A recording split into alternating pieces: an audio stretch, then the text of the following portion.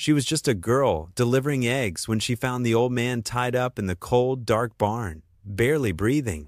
And no one would have believed her, except Blitz, the German shepherd who once belonged to her grandmother, but now refused to leave her side. When Blitz growled at a man in a gas delivery uniform, everything changed. What they uncovered behind the pine trees wasn't just a land scam. It was something far worse.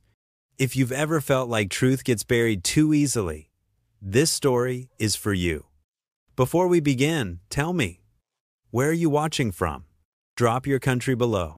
And if you believe dogs feel justice the way we do, hit subscribe, because what happens next will stay in your heart for a very long time. The town of Marlow Ridge, Idaho, woke beneath a veil of pale spring fog, the kind that clung to fence posts and softened the lines between pasture and pine. It was a Tuesday in early April, when the wind still smelled of melting snow and damp soil, and the robins hadn't quite decided if they should stay. On the eastern ridge, where fields rolled gently into low hills, a weathered farmhouse stood like a memory with smoke curling from the chimney and chickens already scratching under the porch. Callie Whitman, 13 years old, adjusted the strap of her egg basket and stepped out the back door with a lightness in her stride. She was thin, with pale skin and straight chestnut hair tied into two low braids, often loose by afternoon. Her eyes, soft blue like faded cornflowers, held both curiosity and caution, traits carved not by innocence, but by growing up in a place where silence sometimes meant more than words. She wore a faded yellow hoodie, jeans with patched knees, and scuffed hiking boots that bore witness to many deliveries. Beside her patted Blitz, a 6-year-old sable German shepherd with a thick coat of black and rust and a scar above his right paw, a mark from long ago that he never spoke of, but always carried. His ears stood high, his eyes sharp and focused, always scanning. Blitz had once belonged to Alma Whitman, Callie's grandmother, but over time, the dog had chosen new feet to follow. Alma, in her early 60s, was tall and lean, with steel gray hair tied into a bun and hands calloused from gardening. A former Army field nurse, she moved with quiet authority and kept to routines like prayers, boiling tea at dawn, folding laundry with military corners, teaching Callie how to read both maps and dogs. She believed in weather signs and that every dog had a language if you listen closely enough. That morning, Alma handed Callie the basket and nodded. "You know your route. Don't linger near Silas's fence. Coyotes were out last night." Callie rolled her eyes. "Blitz would eat a coyote." Alma arched a brow. "He'd rather avoid one, so should you." The path from the house to the Boone property was well worn. Callie had walked it nearly every Tuesday and Friday since she was 9, when the Whitmans began bartering eggs for hay and supplies. Silas Boone was one of the few neighbors who paid in kind and said little.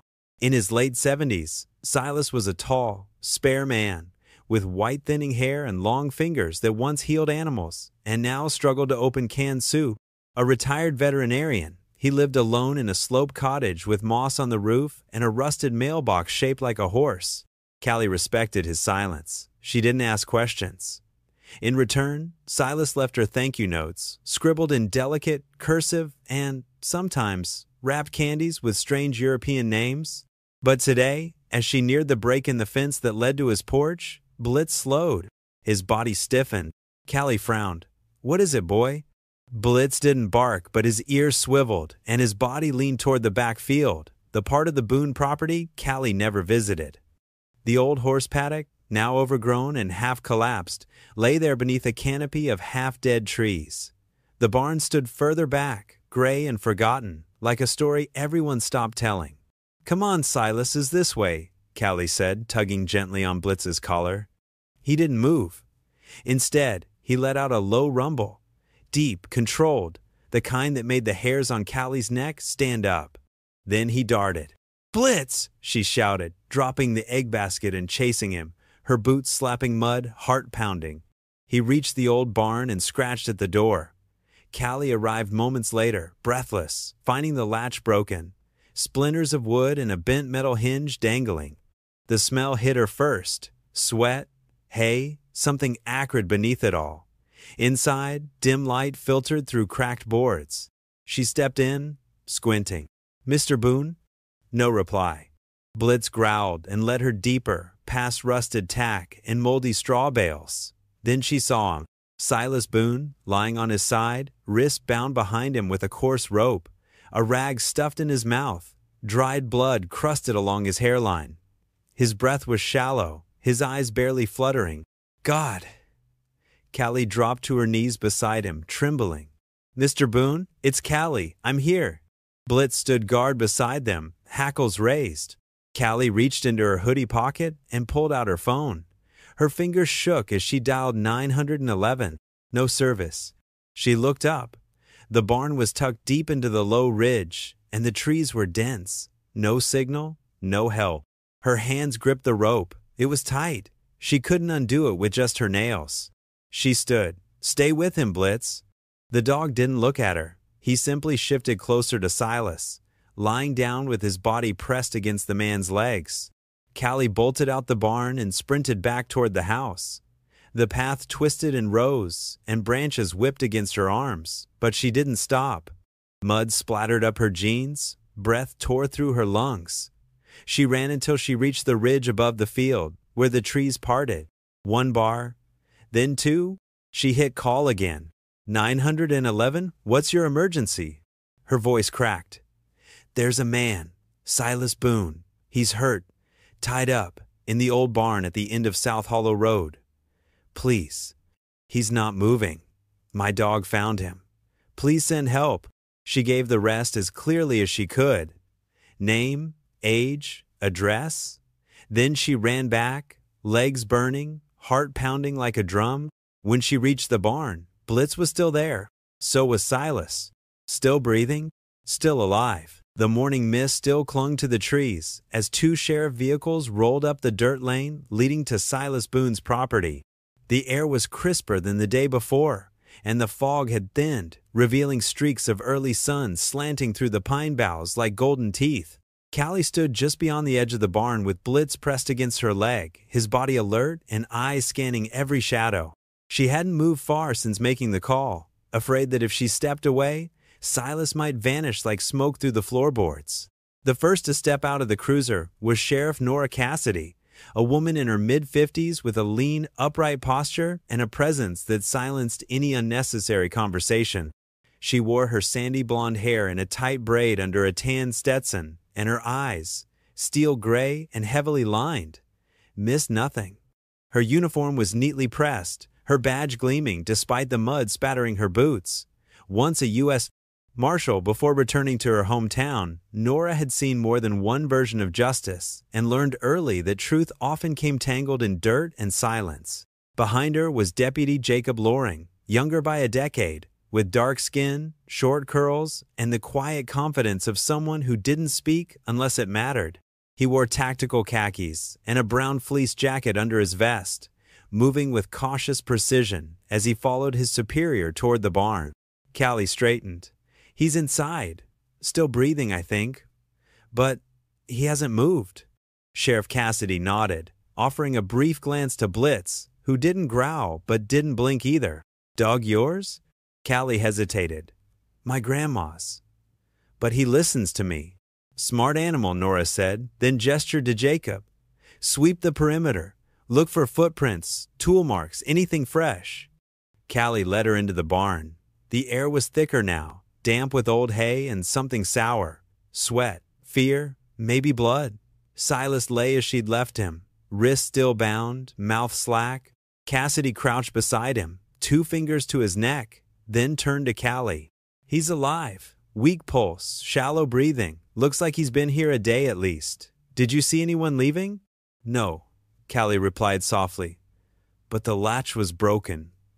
Blitz, he led me here." The sheriff stood. "You did good." Jacob's voice crackled from outside. "Sheriff, I've got tracks. Size 11, boot tread. Look like Timberlands. Mud's still wet. There's a partial print by the doorframe, too." Nora turned, brow furrowed. "That's not Silas's size." As Jacob continued his sweep, Blitz suddenly tensed, his head turning sharply toward the barn door. A second later, a man in a navy blue uniform stepped into view, holding a clipboard and wearing a gas delivery logo stitched over his chest.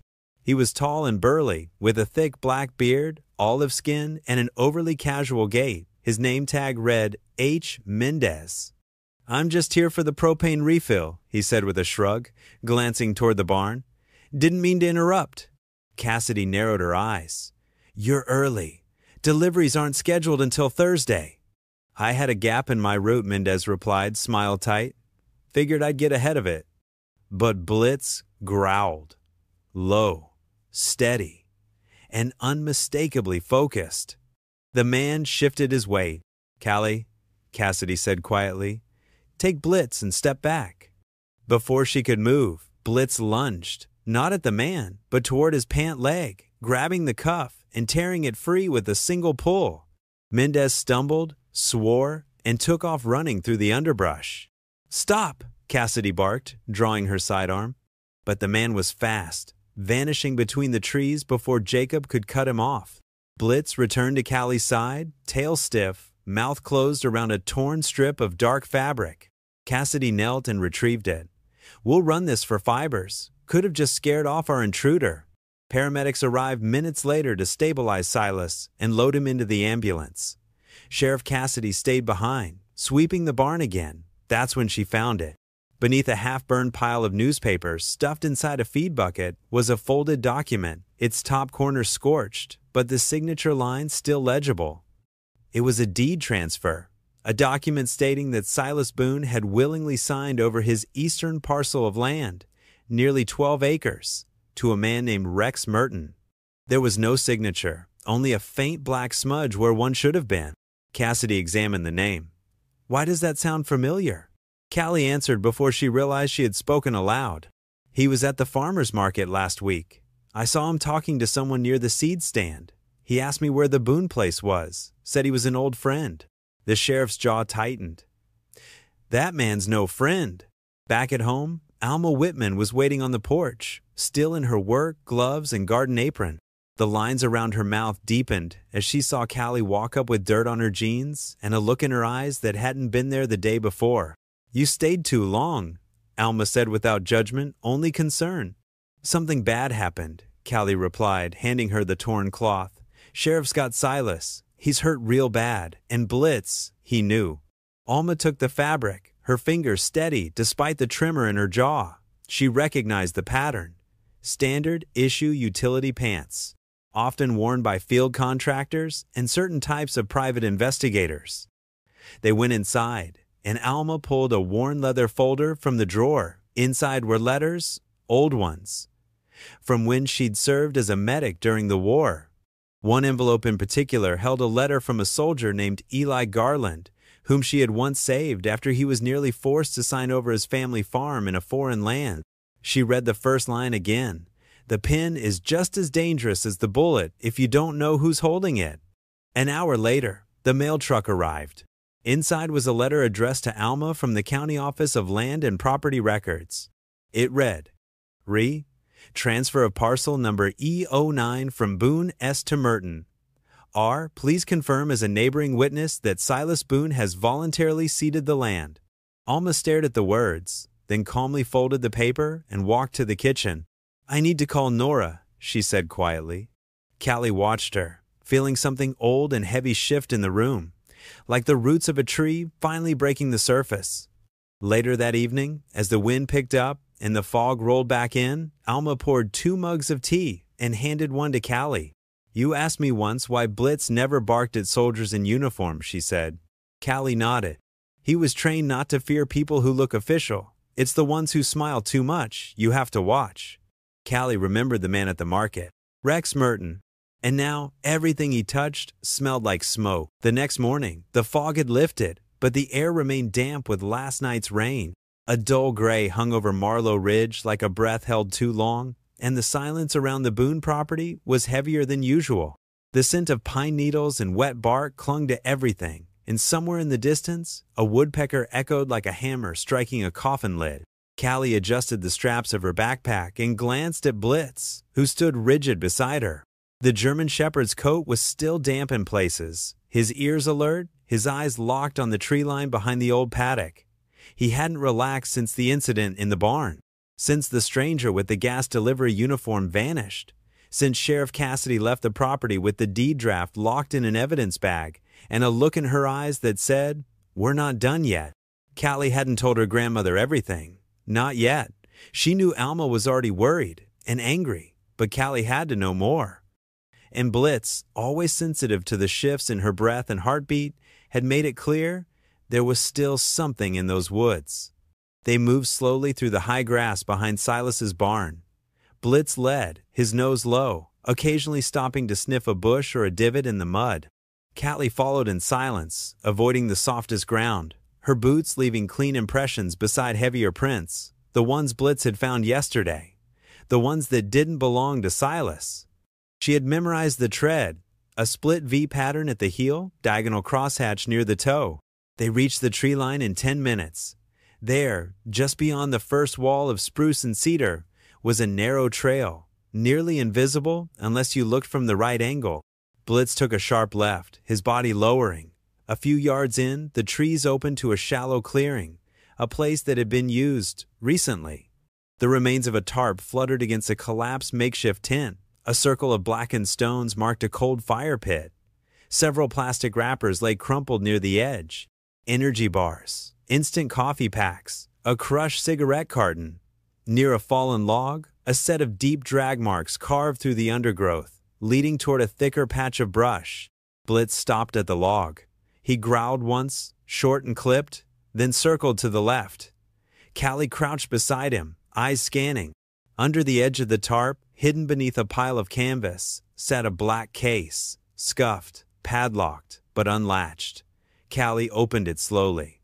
Inside, a portable photocopier, a plastic bin filled with blank forms, and a rubber stamp set. The ink pad still smelled fresh. Callie's hand hovered over the top sheet in the bin. It was a printed deed transfer, names blank, signature line preloaded. Next to it sat a folded map of Marlow Ridge, old and yellowed, but marked in red pen with circled parcels. Many of them bore notes like "no heir," "unattended," or "retired ill." She recognized one of the plots, the Harrow farm, left empty since old Mrs. Harrow passed without children. Blitz suddenly barked. A sharp, echoing sound.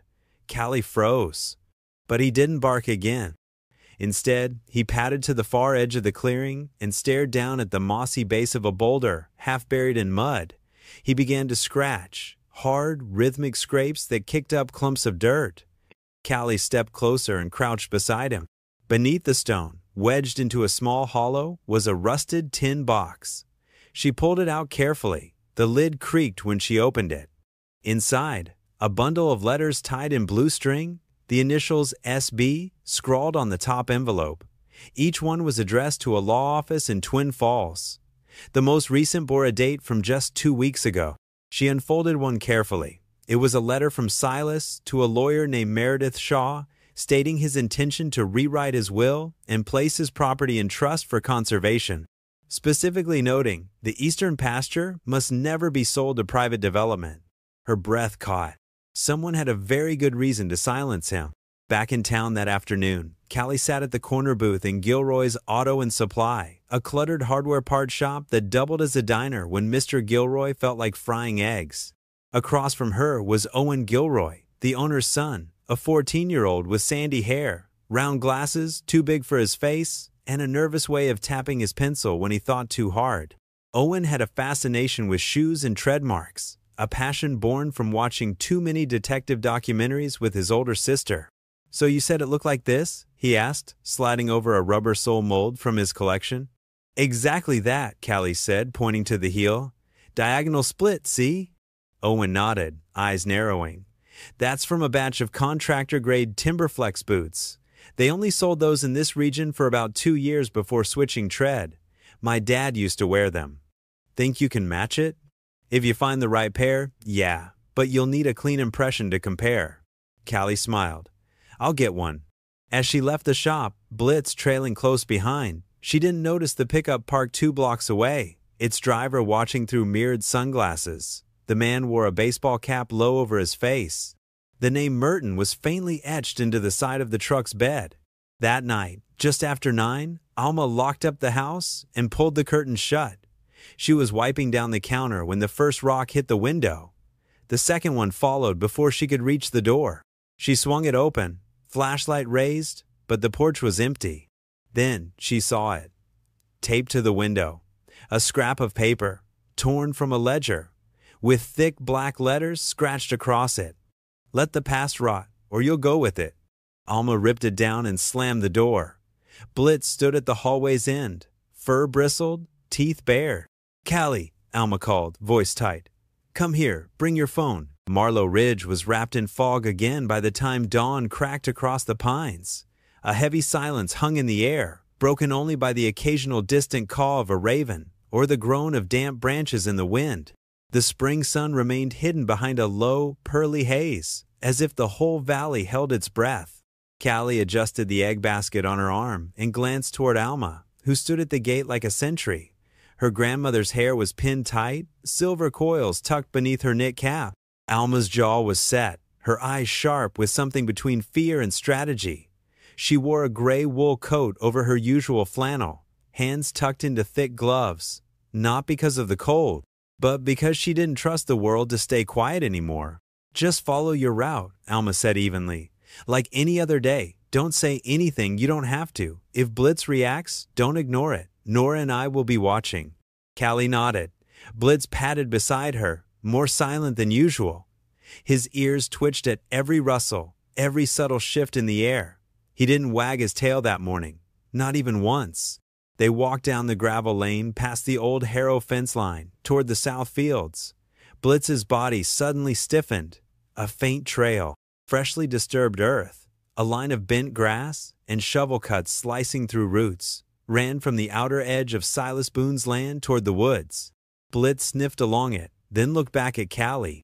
"Not today," she thought. "Today I pretend I know nothing." She continued walking until she reached the usual stop, a weathered porch 2 miles down, where she dropped off half a dozen eggs at the Dinsmore place. She waved through the window at Mrs. Dinsmore, a tall woman in her 60s with a crooked spine and a love for canaries. Her frizzy white hair was tied with yellow ribbon, and she always smiled like her lips had memorized laughter, even if her eyes stayed tired. "Mrs. Dinsmore gave a small wave, then disappeared behind her lace curtains. Callie returned to the path, careful to stay composed. Sheriff Cassidy had parked an unmarked Jeep behind the Fire Road turnoff, watching from a fold in the trees. Beside her sat Deputy Helen Rourke, a sharp-eyed woman in her late 30s, with a square jaw and dark auburn hair pulled into a French braid. Helen had once served in the Forest Rangers and still moved like every twig might be hiding a trap. From the tree line, Nora spoke quietly into the radio. "Callie just passed the marker. Rex should move soon." Across town, Rex Merton was already awake. He stood behind the cab of his gray pickup parked near the eastern slope, wearing a black puffer vest over a green thermal shirt, his jeans dirt-streaked and tucked into worn boots. His dark blonde hair curled beneath a trucker's cap. His face, tan and sun-weathered, bore the look of someone who could sweet-talk and threaten in the same sentence. A duffel bag sat on the truck bed beside him. Inside, documents, maps, and a forged contractor badge. He met a man near the ravine, just inside the tree line. This man, unknown to Callie, was lean, with a stooped back and restless hands. He wore an oil-stained windbreaker and carried a leather satchel slung across his chest. His name was Julian Stokes, a freelance title agent with a history of gray market dealings and land swaps. His skin was pale, his eyes twitchy, a scar cut across his lower lip. He barely looked people in the eye. Callie, hiding just beyond a thicket with Blitz crouched at her feet, held up her phone and pressed record. She couldn't hear everything, but the body language said enough.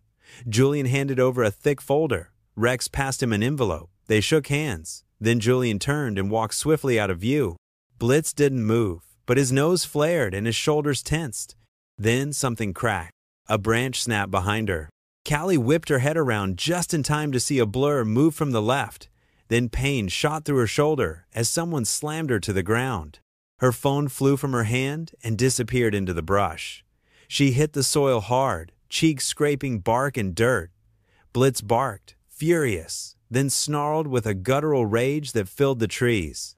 Whoever had attacked her backed off at the sound. Callie blinked, dazed. Her ribs ached. She tried to get up, but dizziness pulled her down again. Blitz stood over her now, growling, his entire body coiled like a spring. Then, gunfire. One single, sharp crack. It echoed, hollow and final, across the forest. Callie gasped. Silence. Blitz didn't move from her side. Elsewhere, Nora and Helen had heard it too. They moved fast, cutting across the ridge with weapons drawn and voices tight. They found Callie 5 minutes later, curled beside Blitz, mud on her face and leaves in her hair. But no sign of the attacker, no shell casing, no blood. Just a line in the dirt where her phone had landed, now missing. Later that evening, Alma sat at the kitchen table with Callie, gently pressing ice wrapped in cloth to her granddaughter's shoulder. The kitchen smelled of lemon balm and fear. The old radio hummed softly in the background. A station from Boise playing bluegrass, as if nothing had changed. Alma finally spoke. Your father left when you were 3. Your mother never forgave him. I don't expect you to understand the choices adults make, but I'll tell you this. He was a man who wanted to make a difference, and the world told him he wasn't allowed. That broke him. Callie looked up. Why are you telling me now? Because silence is what they count on, Callie, and you need to know what it feels like when someone disappears and no one speaks for them. Blitz lay nearby, ears flicking with every creak in the old wood walls. He hadn't barked since they returned. Across town, Sheriff Cassidy was on the phone with the regional office. Her voice was steady. You said you received a death certificate for Silas Boone, dated 2 days ago? Who filed it? There was a pause. I need the full file facts now. We're opening an investigation. In a safe house outside of town, Rex Merton flipped through the folder Julian had given him. The pages were perfect, sourced from old county documents, cleaned and reformatted. They even included a notarized letter stating that Silas Boone had died of natural causes and wished his land sold to repay fictitious debts. Rex smiled. Then his burner phone buzzed. A single message. The girl saw, "You need to finish this." He stared at it, then looked toward the woods. The sun was late to rise over Marlow Ridge.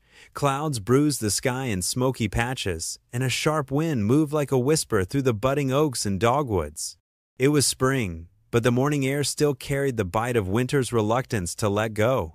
Callie adjusted her scarf and checked the compass clipped to her vest. Sheriff Cassidy handed her a radio with a firm nod, then knelt to check Blitz's harness one last time. The German shepherd stood still, tail lowered, but his eyes blazed with focus. A stitched bandage wrapped gently around his left ear, just below the fresh scar from Rex's blade. He'd never once whimpered about it. Remember, Sheriff Cassidy said, rising to full height, her brown eyes serious beneath the brim of her hat. Don't engage, just follow. Blitz knows the scent. We stay close behind. Callie nodded, jaw tight, her hands clenched, not with fear, but with resolve. This time, they had a plan. This time, they had Blitz. Blitz trotted ahead, nose to the ground, weaving between cedar trunks and old barbed wire posts. They followed the trail east, past a hollow where owls used to nest, until they reached the rocky outcropping that overlooked Drybone Creek. A scar of disturbed soil marked the slope, faint shovel work, too precise for natural erosion. Then came the sound, a low mechanical hum, digging. Sheriff Cassidy signaled to the others. Deputy Helen crouched low with her binoculars. Behind them, K-9 handler Lorne Bailey, a broad-chested man with thinning gray hair and a calm demeanor, knelt beside his own dog, Argo, an older Belgian Malinois with a scarred flank and wise eyes. Lorne had trained dogs for 2 decades, and though Argo was nearing retirement, he'd been brought out for this one job. His job wasn't to sniff, but to protect. They edged forward. From their vantage point, they saw Rex Merton, sleeves rolled up, dirt streaking his arms, operating a small excavator near a slope where 2 rocks formed a natural crevice.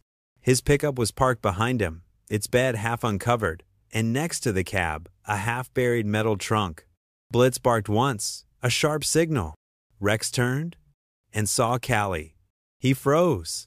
Callie stepped into the clearing with her arms raised slightly, not in surrender, but in warning.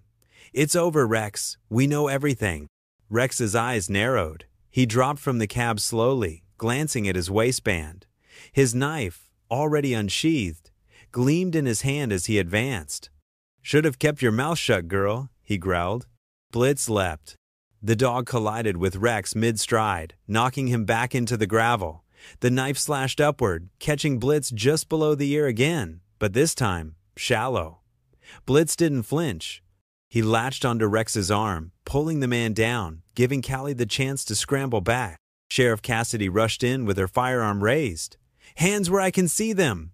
Rex twisted, trying to reach for the knife, but Argo darted in from the left and barked menacingly, jaw inches from Rex's face. Rex stilled. Within seconds, Lorne had cuffed him. Blitz backed off, panting hard, blood trickling from his bandage.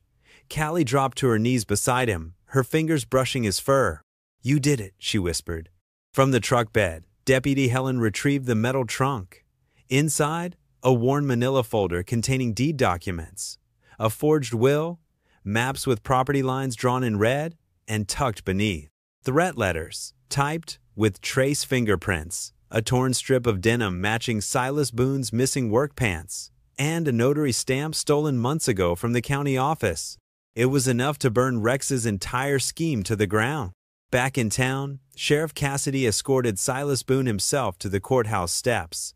The old man walked stiffly, supported by a cane in Nora's arm. His long gray coat flapped in the wind. The townspeople watched in silence. Some bowed their heads, some clapped, and many looked toward Callie and Blitz, who stood at the edge of the crowd, tired but proud. Weeks later, in the quiet kitchen of Alma's farmhouse, Callie found her grandmother seated at the table, hunched over a worn journal with yellowed pages. Alma's handwriting slanted like wildflowers caught in breeze. She was writing a letter. "To whom?" Callie asked. Alma looked up. Her eyes were red, but her smile was clear. "The court," she said. "I'm telling them how Blitz was never just a dog. He was family. He was a second shadow to my late husband, then a guardian to me, and now he's saved your life twice. He deserves more than a pat on the head." She folded the letter carefully and sealed it with wax. 2 months later, the county courthouse issued a proclamation. Blitz was to be named the first honorary civilian rescue dog in Marlow County history. His photo was pinned beside the firehouse bell, his paw print inked beside the town seal. Outside, in the newly repaired stable that had once been a prison of silence, Owen, a freckle-faced boy with curly brown hair and oversized glasses, presented Callie with a painting. It showed her, Alma, and Blitz standing before the barn, the sky behind them a watercolor of indigo and sunrise. Below it, in blocky, colorful handwriting, "Justice has 4 legs." Callie blinked hard. She reached out and hugged Owen. Later that night, Blitz lay curled at the foot of Callie's bed, his breathing soft and slow. His bandage had come off. The scar beneath his ear had hardened, a reminder etched in fur.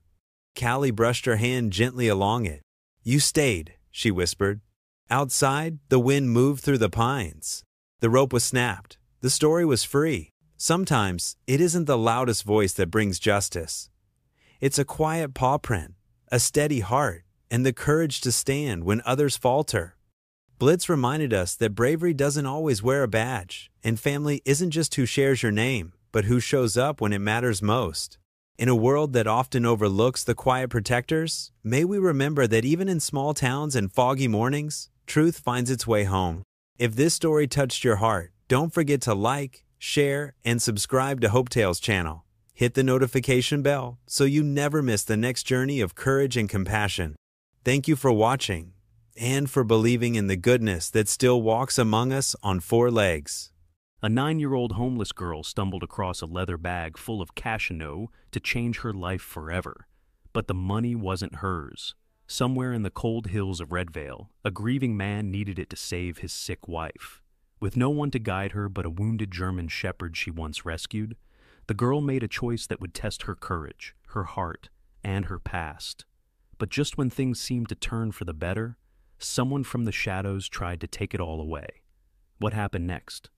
You won't believe how one child, one dog, and one act of kindness rippled through an entire town. Before we begin, hit that like button, subscribe, and tap the bell. This is a story you'll never forget.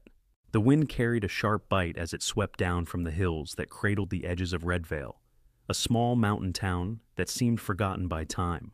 The last days of November had stripped the trees bare, and the sky above was the color of wet concrete. Snow hadn't fallen yet, but the scent of it loomed in the air, mingling with the rust of the old railway that ran through the edge of town. Nestled beside those tracks, half sunken into the frost-bitten earth, stood a corrugated tin warehouse long abandoned. Its roof was caved slightly inward, and every gust of wind made the sheet metal hum like a mournful cello. Inside, amid the cracked crates and moldy tarps, a little girl named Lark made her home. She was 9 years old, but moved with the silent watchfulness of someone much older. Her chestnut-brown hair was kept in two tight braids that frayed at the ends. She wore a denim jacket, a few sizes too small, over a corduroy sweater that had long lost its shape. Her olive-green pants were patched at the knees, and her boots had soles held together by duct tape. Her cheeks were pale, her eyes sharp, cautious, but not unkind. She never complained aloud. Life had stopped listening anyway. Lark had been on her own for nearly 2 winters now. Her mother had left without a word, just a folded grocery list on the windowsill and a note saying, "Back soon." But the sun had set and risen hundreds of times since then, and soon had never returned. The only companion Lark trusted was Bear, a 2-year-old German shepherd she had rescued a year earlier from behind a butcher's dumpster, sick and starving. He had sable fur, black and gold, with a dark saddle over his spine, and a jagged scar along his back right leg where fur never quite grew back. One of his ears drooped slightly from an untreated injury, but his eyes burned with a loyalty so fierce it was almost human. Since the day she'd shared her last peanut butter sandwich with him, Bear had never left her side. That evening, as the cold crept deeper into the metal bones of the warehouse, Lark sat hunched beside a pile of old rags near a broken window, watching her breath rise and vanish. Bear lay curled beside her, his body pressed against her side like a living blanket. She whispered softly, "If it snows tonight, we'll have to find a new tarp." Bear didn't respond, but he lifted his head moments later, ears twitching, nose flaring. A low growl rumbled in his chest. Lark tensed. "What is it?" Bear stood and padded toward the door. Without waiting, he nosed it open and slipped into the blue dusk outside. Lark followed, clutching her threadbare backpack. The air was colder now, the kind that scraped the lungs when you breathe too fast.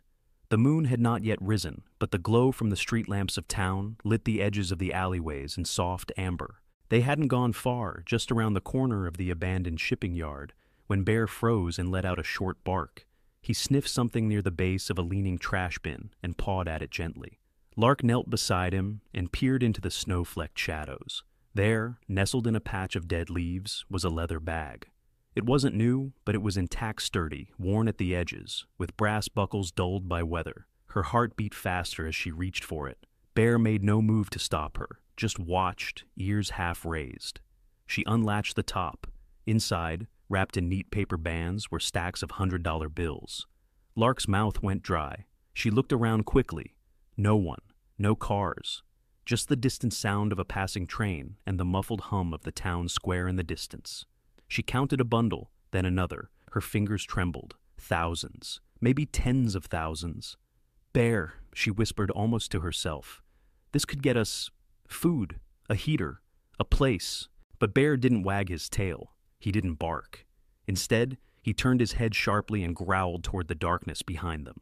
Lark snapped her head up. A figure stood at the far end of the alley.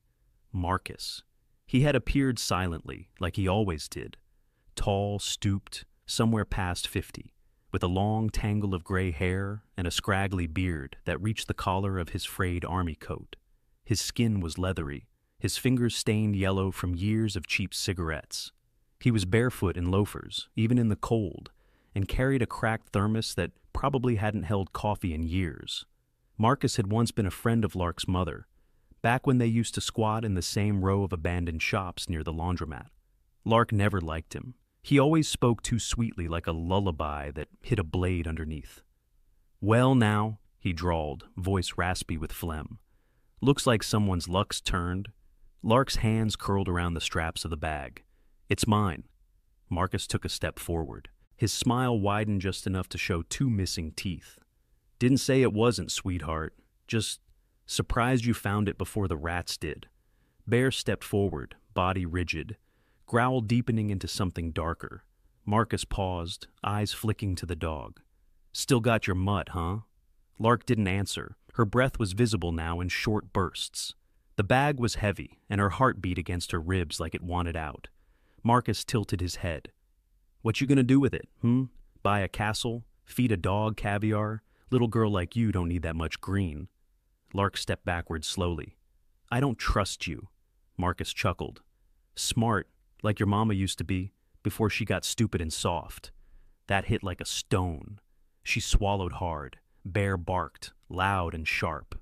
Marcus flinched slightly, then turned and slunk back into the shadows. Lark stood still for a long moment, breath heaving. Then she looked down at the bag again. It weighed more now. Bear nosed her hand gently, as if to ask, what now? She didn't answer, not yet. Because in the back of her mind, something else had started stirring. Money this organized, didn't just fall from the sky. Someone had to be looking for it. And that someone might be worse than Marcus. The next morning arrived in silence, as if the world had forgotten to wake. The frost was heavier than usual, blanketing Redvale's narrow roads in silver and freezing every puddle solid. Lark tightened the hood of her jacket and stepped carefully through the alley shadows, Bear trailing close behind her, his paws silent against the hardened ground. The leather bag lay heavy in her backpack, dragging at her shoulders like a question that refused to be answered. Bear led the way not by command, but by instinct. His body moved with purpose, ears twitching, nose to the ground. They crossed the rail tracks, past the old feed store with its broken windows, and climbed the winding trail that curved behind the library. Lark had never been this far up the hill. Beyond the crest stood a weathered wooden house, its slanted roof layered with patches of snow, smoke curling from its crooked chimney like a weary sigh. She crouched behind a clump of dry brush as Bear sat beside her, panting gently. The house looked like it belonged to someone who used to believe in things. The porch was painted robin's egg blue, though much of the color had peeled away. A wind chime made of silver spoons danced faintly in the breeze. Through a narrow window, light spilled across a living room where a piano stood near a wood-burning stove. The front door opened. A tall man stepped onto the porch. He was in his late 30s, with pale skin and shaggy brown hair tucked beneath a knit cap. His shoulders were broad, his hands calloused. He wore a heavy green coat with patches at the elbows and carried himself like someone who had once stood on stages but now mostly stood beside hospital beds. This was Elliot Granger. Lark recognized him from posters that used to hang in the record store downtown back when people still bought records. He had been a street performer who made it to regional radio, known for his voice like honey over gravel. Now he looked like someone trying not to fall apart in public. June, he called gently through the door. Did you find the tea? A voice replied from inside, software fragile. I'm looking. It's buried under the vitamins again. The way Elliot smiled barely, quietly, made something twist in Lark's chest. He stepped off the porch, walked down the stone steps, and headed toward the mailbox. Lark ducked further into the brush. She didn't want to be seen. Not yet. Bear watched silently. Elliot opened the box, pulled out a thin stack of envelopes, flipped through them with slow fingers. Bills, most likely. One fluttered loose. He bent to pick it up, and in that moment, his eyes lingered on something behind the bushes. Not at Lark. Just past her. But he didn't pursue it. He turned and walked back toward the house. I can't find the hospital invoice, June said as he returned. We'll call them again. It's fine. It's not fine, she murmured. From her hiding place, Lark saw June appear through the window, a woman in her mid-30s, slender and pale, with auburn hair tied in a scarf. She wore thick socks and a sweater several sizes too big. Her eyes looked like they had once held laughter, but now mostly held exhaustion. She leaned against the doorframe as Elliot kissed her cheek. I'll check the car again, he said. Maybe it slid under the seat. No, she whispered, her voice barely audible. It was in your coat pocket, with the money. He froze. Then, slowly, he sat down on the porch steps and rested his face in his hands. Lark's breath caught. The bag? June asked. I lost it, he said quietly. I dropped it somewhere between the clinic and the store. I thought I zipped it shut. Her hands clutched the doorframe tighter. That was everything, she said. I know. I don't have time for you to be careless, Elle. I know, he repeated. He didn't cry, he didn't scream, but something in his shoulders sagged, as if even his bones had given up. Lark hugged her knees, heart thudding. Bear leaned against her, pressing his body to hers as if to steady her. Maybe someone will turn it in, June said softly, though her tone lacked any real hope. No one turns in a bag like that. June walked back inside. Elliot remained on the steps, staring at the horizon. Lark looked down at the backpack on her lap. The zipper glinted faintly. She hadn't counted the bills, but there were dozens of bundles. More money than she'd ever imagined. She could disappear with it, buy new clothes, rent a motel, feed Bear real meat. Maybe even take a bus to somewhere warm. But then she looked at Elliot again. The way he held his head, as if bracing for a verdict. The way June had said, that was everything. Bear shifted, and the metal tag on his collar clinked against his harness. The sound was small, but Elliot turned his head. Lark ducked. She waited. A long moment passed. Then the door creaked shut. Lark stood slowly.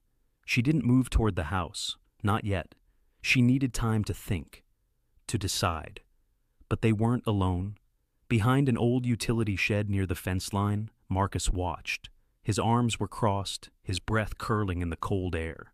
He hadn't followed Lark all the way up the hill out of curiosity. He knew her too well, knew the signs. She had found something. He'd seen the shape of the bag through her coat. He rubbed the stubble on his chin and crouched beside a snow-covered stone. He could see the whole porch, the piano through the window, the woman who looked like she was fading from the inside out. Interesting, he muttered. He didn't approach, not yet. Like a vulture circling a tired animal, Marcus preferred to wait until there was no more fight left. He knew where the girl slept. He had time. As Lark and Bear made their way back down the hill, the bag still unopened, the snow began to fall. Slow at first, like confetti at a funeral. Each flake melted against her skin. Bear trotted beside her, tongue out, breath steaming. He didn't bark. He didn't pull ahead. He simply walked with her, step for step, as if guarding something more than a path. Back at the warehouse, Lark zipped the bag into the broken suitcase she kept hidden behind a stack of old paint cans. She didn't speak. She barely moved. But Bear didn't sleep, not that night. He lay near the door, head on paws, eyes fixed on the darkness beyond. And in that silence, Marcus waited. The sun rose weak and watery over Red Vale, casting a dull light over the town like someone had forgotten to scrub the sky clean. It had snowed through the night fine, silent flakes that layered rooftops and quieted the crunch of boots against concrete. The wind was gentler today, but the cold remained biting, slipping under sleeves and into bones.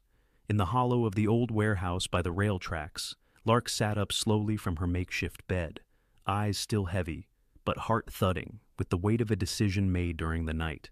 She reached into the rusted suitcase behind the paint cans and pulled out the leather bag, still intact, still heavy. Bear limped toward her, his back leg stiffer than usual from the cold and the stress of the day before. She placed a hand on his head gently, and he leaned into her. "We're giving it back," she whispered. Bear blinked as if he understood. Maybe he did. They set out before the town had fully stirred. Lark wore every layer she owned, her backpack hidden beneath her jacket. Bear trotted beside her, slower than usual, but still alert. The snow had muffled most of the usual morning clatter, and it wasn't until they passed the corner near the post office that she noticed someone watching. Marcus. He emerged from behind a stack of flattened cardboard boxes like a bad memory, tall and hunched in his ragged coat, with frost caught in the strands of his unkempt beard. His boots were mismatched, one leather, one rubber, and both left jagged tracks in the snow. "Morning, sweetheart," he said, voice slick and too sweet. Lark froze.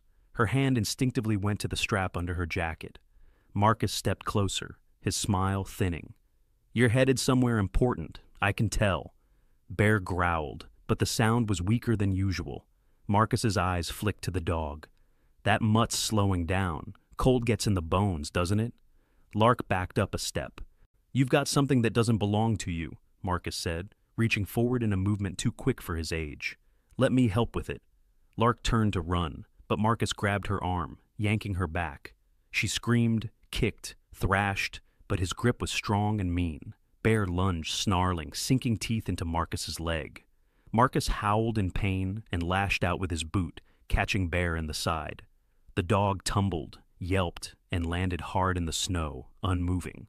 "Bear!" Lark cried. Marcus snatched the bag from beneath her jacket and took off down the alley, limping but fast, disappearing into the white blur beyond the row of shuttered shops. Lark didn't chase him. She crawled to Bear instead, arms shaking. He was breathing, eyes fluttering. She touched the side where the kick had landed, already swelling. "We have to get help," she whispered, tears stinging her eyes. She didn't think. She just ran. Red Vale's public library sat like a red brick heart at the center of the town, stoic and warm. Its tall windows steamed from within, and a string of paper snowflakes hung along the glass doors. A wooden sign outside read, "Winter Story Time, Cocoa and Books, 10 a.m." Inside, Mrs. Renna was arranging chairs into a loose circle. She was in her late 60s, tall and wiry, with a long gray braid tucked beneath a wool beret. She wore thick-rimmed glasses that slid down her nose every few minutes, and her voice always held the echo of someone who had once read aloud to a classroom for years.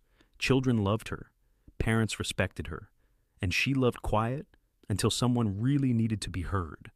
When the front door burst open and Lark stumbled in, soaked and out of breath, she looked up sharply. The few early visitors froze.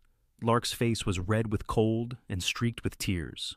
"I need help," she gasped. "Please." Mrs. Renna stepped forward. "Slow down, honey. Sit. Breathe. My dog's hurt, and a man took something. Something important. I didn't steal it. It wasn't mine. But I was going to return it.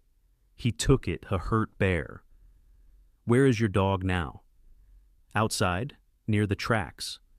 Mrs. Renna turned to the nearest teen volunteer, a boy with freckles and headphones around his neck. "Travis, get a blanket and some towels. Tell Mr. Donley to call Animal Services, then call Sheriff Hart." Travis sprinted off. Mrs. Renna crouched beside Lark, steady and firm. "Tell me what happened." Lark didn't tell everything, not yet, but she told enough. About the bag, about Bear, about the man who followed her. Mrs. Renna listened without interrupting. When Lark finished, the older woman stood. "Stay here, warm up. I'm going to help your friend." Minutes later, Bear was carried into the library wrapped in a thick blanket. He was groggy, but alive. His side was bruised, possibly fractured. The local vet, a young woman named Dr. Shilpa Nooranipatait, olive-skinned, in her mid-30s with quiet hands and no nonsense in her eyes, arrived with a canvas stretcher and checked Bear carefully. "He's going to be okay," she said, petting his head. "He's tougher than he looks." "Not tougher," Lark said, voice small. "Just kinder." While Bear was being tended to, Sheriff Hart arrived, a lean man in his 50s, dark coat dusted with snow, and a voice as tired as the town. He asked Lark for the story again, gently. She gave him the same version, enough truth, but not everything. Hart nodded, jotted notes, promised to look for Marcus. After things calmed down, Mrs. Renna brought Lark a cup of warm cocoa and sat beside her. "I think you've been carrying a lot, little one," she said. Lark stared into her cup. "My mom used to say that people fall through cracks," she whispered. "But sometimes it feels like I live in the crack, like no one even notices me." Mrs. Renna said nothing for a long while. Then, "Well, maybe it's time someone did." Later that afternoon, as Bear slept on a borrowed cushion and Lark helped stack return books, Mrs. Renna watched her from the check-in desk. There was something about the way the girl traced the spines with her fingers, like she was reading even without opening a page. There was a stillness in her, a listener's quiet, not a victim's. Renna walked over. "You like stories?" "I like the ones where people don't get left behind," Lark answered. "Those are the best kind." They didn't say anything else, but as Lark returned to shelving, Mrs. Renna pulled out a folder from her drawer. Inside was a pamphlet from the county's guardianship program. She wasn't sure yet, but she was thinking, and that was enough for now.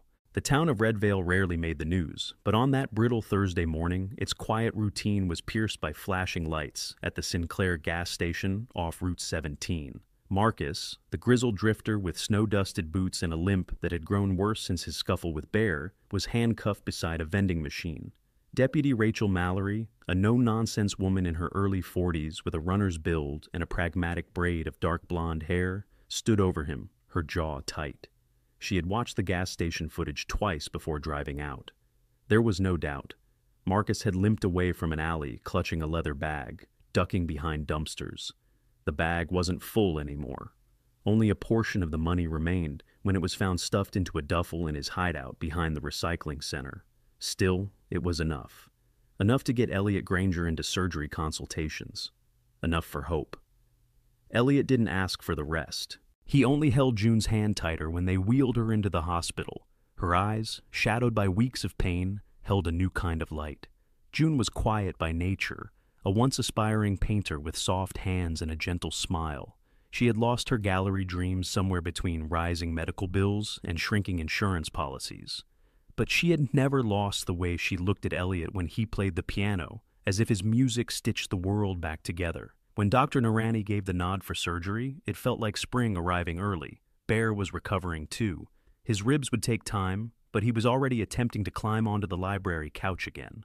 The bandage around his side made him look more warrior than pet. Lark stayed with him every afternoon after school hours, curling beside him with books that Mrs. Renna slipped into her backpack. Mrs. Renna had begun her quiet campaign. Each afternoon, after children's hour, she visited shopkeepers, mail clerks, and neighbors. She carried a clipboard and wore her teacher's patience. "Do you know the little girl named Lark? She's been helping us shelve books, helped rescue a dog, honest as daylight. I'm gathering voices, that's all." Some nodded warmly, others hesitated. "Isn't she the daughter of that woman? The one who used to sleep behind the theater? She'll turn out the same. They always do." Mrs. Renna never argued. She simply moved to the next door. Meanwhile, Lark was unaware. She spent her days between the library and short walks to the vet clinic, where Bear received his checkups. Elliot had begun visiting, too, sometimes to play the library's old upright piano, sometimes to ask Lark what Bear's favorite treat was. "Beef jerky," she replied once, "but only the soft kind." Elliot smiled, noted. He didn't say much more, not then. June's surgery was scheduled for the following Monday. On the Saturday before, the town hosted its annual Winter's End Music Fair, tradition that survived every economic downturn simply because Redvale couldn't survive without it. Elliot had been invited to perform. He hadn't played publicly in almost 3 years. The square was strung with white lanterns and cloth flags. Locals gathered in scarves and mittens, huddled with cider and folding chairs. Lark stood near the edge of the crowd, Bear beside her on a leash, wrapped in a tiny sweater hand-knitted by one of the library volunteers. Elliot took the small wooden stage beneath the clock tower. He wore a gray pea coat and fingerless gloves. June sat in the front row, wrapped in a thick blanket, a wool hat covering her shaved head. Her cheeks were pale but smiling. When Elliot touched the keys, the world hushed. The song was wordless, just a stream of quiet notes, rising and falling like breath on a window pane. It wasn't sad, not entirely, but it held every moment of almost lost joy, of pain endured and beauty reclaimed. Lark listened with wide eyes. She had never heard anything like it. When the last note faded, no one clapped immediately. They breathed, then rose in unison. Lark clutched Bear's leash tighter. Elliot looked into the crowd, and his eyes landed on her. After the show, while volunteers handed out cookies and the mayor made awkward speeches, Elliot approached Lark. "Do you like music?" he asked. "I don't know," she said honestly. "I think it likes me." He laughed just once, a real laugh. "June and we've been talking," he said, "about what comes next." Lark looked at him carefully. "Would you want to come live with us? We don't have a big place, but there's a room with lots of light, and Bear would have a yard." She didn't answer, not then, but she didn't run either. That night, back at the library, she lay curled next to Bear on the floor. "A room with light," she whispered. He licked her hand. She closed her eyes. The frost had begun to retreat from the fields surrounding Redvale, leaving patches of muddy grass where snow had ruled for months. Spring was cautious in this part of the country, never rushing in, but something warmer hung in the morning air, a quiet promise of change. June Granger was walking again. slowly, steadily. Her pale cheeks had found color, and her hair had just begun to grow back in a fine silver fuzz. She spent most mornings by the window, sketching the view outside with trembling fingers. She no longer painted to forget the pain, but to remember the light. Elliot had officially filed the papers 2 weeks ago, and today, with a trembling voice and ink still drying, the judge declared Lark Eleanor Granger the legal daughter of Elliot and June. At the courthouse, Lark stood in a clean navy blue dress that Mrs. Renna had helped her pick out. Her brown hair was brushed neatly into a braid, and in her hand was Bear's leash. The German shepherd sat alert and proud beside her, wearing a new collar with a silver tag that read, Bear Granger. Judge Mary Ann Coulter, a stout woman in her 60s with a warm yet firm presence, peered over her glasses at the girl. "You sure you want to be a Granger, young lady?" Lark didn't hesitate. "Yes, ma'am." "Well then," the judge said with a soft smile, banging the gavel, "let's make it official." Tears slipped down June's cheeks. Elliot placed a hand gently on her shoulder, then turned to kneel beside Lark. Bear leaned into them both, tail wagging. Lark's first day at school came the following Monday. It was a modest elementary school near downtown Redvale, with sun-faded murals and a dusty swing set. Lark hadn't set foot in a classroom since she was 6. Her fingers trembled as she clutched the lunchbox June had packed, and she stayed close to Bear until the very last second before stepping through the doors. The students stared at her, especially when they heard she used to live behind the library. Some whispered. But then something unexpected happened. A girl named Hazel Freckle Free, with frizzy black curls and scuffed boots, sat beside Lark at lunch and offered her half a peanut butter sandwich. "You like books?" Hazel asked. Lark nodded slowly. "Cool, you talk weird, but I like weird." And just like that, she had her first friend. Bear wasn't allowed in the classroom, but Principal Gutierrez, a lean, balding man with a deep love for animals, allowed Bear to wait in the front office every day. The secretary even placed a water bowl beside the reception desk. Weeks passed, and things settled, until one afternoon in late spring, when the students were lining up outside for an earthquake drill. A little girl named Chloe tripped near the sidewalk just as a delivery truck rounded the bend. It all happened too fast, but Bear moved faster. With a burst of speed and a bark like thunder, he lunged past the staff, pushed the girl out of harm's way with his body, and took the brunt of the fall himself. The truck screeched to a halt, barely grazing him. Chloe was unharmed, just shaken. Bear had a bruised shoulder, but he was hailed a hero.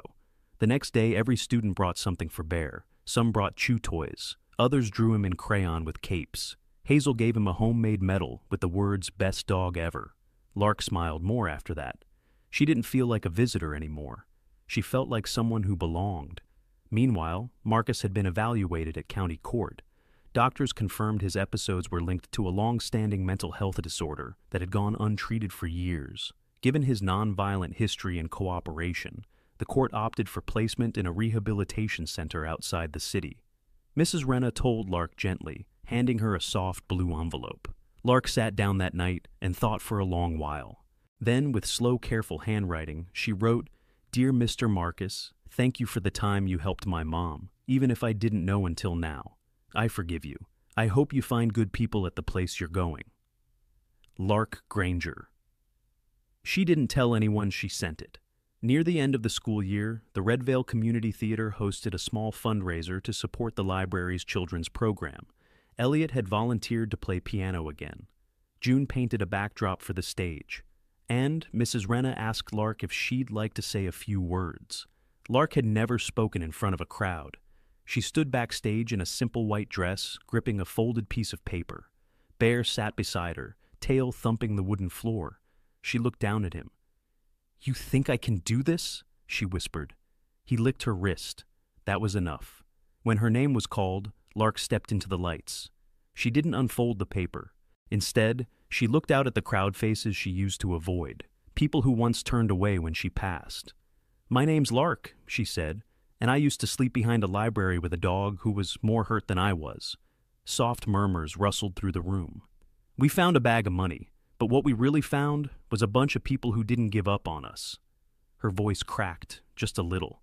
"So thank you for not turning away, even when I was dirty and scared and didn't know how to ask. Silence. Then thunderous applause. Elliot wiped his eyes. June clutched his arm. Hazel whooped from the front row. That night, Lark walked home, holding both of their hands. Elliot's on one side, June's on the other. Bear trotted ahead, tail wagging under the stars. And for the first time in her life, Lark looked up at the sky and believed the stars were watching over her not as something far away, but as something that now belonged to her too. Sometimes miracles don't arrive with thunder or lightning. They come quietly in the shape of a stray dog, a forgotten child, or a stranger's outstretched hand. Maybe it was luck, maybe it was love, or maybe, just maybe, it was the gentle hand of God guiding broken pieces back together. Lark and Bear's story reminds us that hope often wears humble clothes, and that no matter how far someone has fallen, there is always a way home. If this story touched your heart, please share it with someone who needs to believe in second chances. Leave a comment below and tell us what part moved you most. Don't forget to subscribe to our channel for more stories that honor faith, courage, and compassion. And may God bless you and your family. Wherever you are, whatever you're going through, you are not forgotten.